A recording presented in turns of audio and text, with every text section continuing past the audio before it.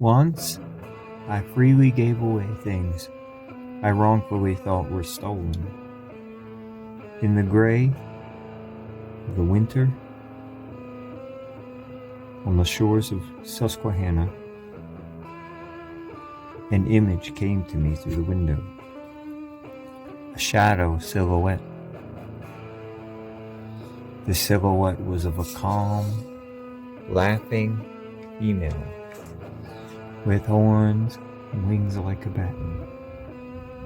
She laughed, and oddly enough, this was one of the only times since I ever heard her laugh. It felt truly taunting at the time. Yet as her face drew closer to the bed that I was laying on, her expression was more like a warm, understanding, disappointing smile. I told her of the other visitors a few days before. She then asked me, quote, "Do you fear them?" unquote. I said, "Yes, but I think I'm too tired to be afraid." Quote, "We will see about that," she added. She then said, "I'll help you be afraid again." "Where's the dragon?" she then asked. I paused, and then I said, "I'm ashamed to summon the dragon." She then answered me, saying, quote,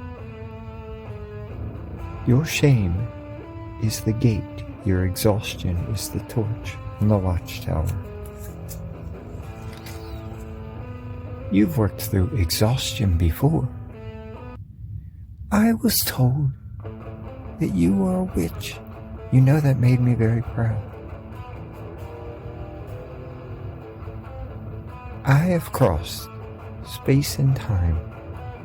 I have been nowhere, and I've always been close. I always know you. Yet,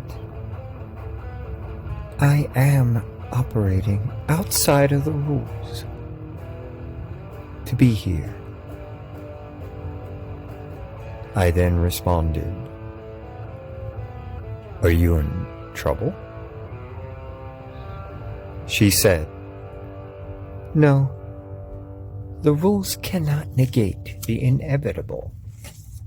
That would be like pretending there's no such thing as pain or love.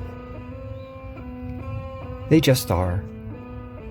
Pain does not care about rules or timing. Love is not logic." She then said, "Oh, I know how.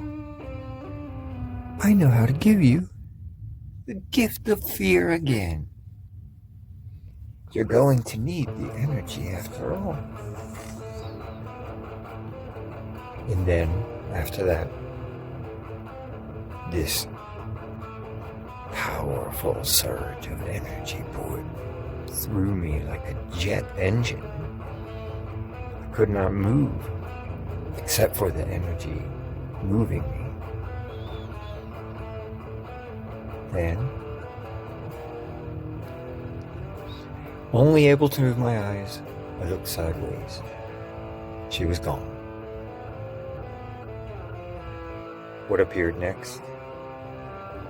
Screens everywhere. Everywhere in the room. These tiny little screens, big screens.